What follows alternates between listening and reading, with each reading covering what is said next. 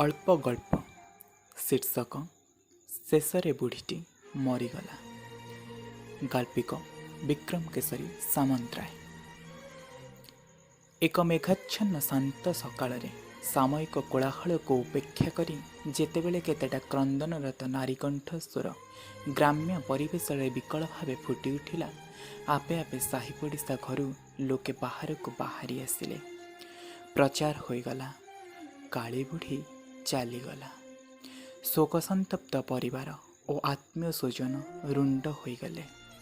बुढ़ीर जीवदशारे केबे भी ता जंत्रणा सिक्त अंटारे आश्वासनार भारटीए देई नथिबा साही भाई एबे 6 खंड बाउंसरे कोकेई सजाड़िले।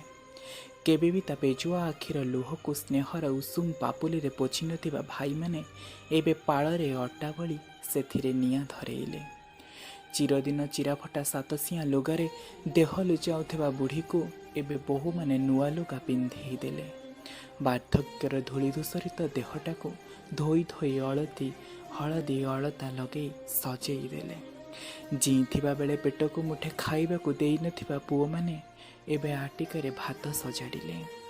बुढ़ीर कानीरू भातिया टंका भिड़ी नेउथिबा नाती माने गामुछा कानीरे बांधी देले खई कौड़ी और खुचुरा पैसा। राम नाम सत्य है, हरि नाम सत्य है।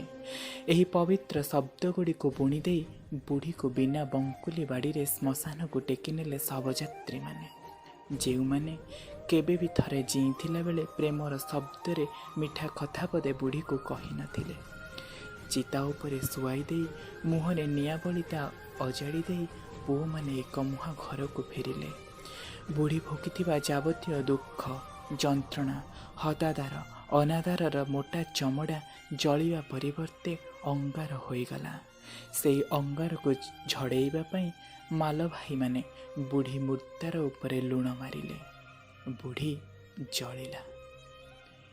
ए सबु देखि सही पारिलानी प्रकृति।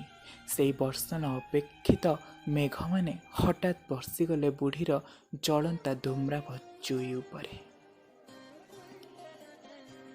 उपस्थापक अमित कुमार साहू।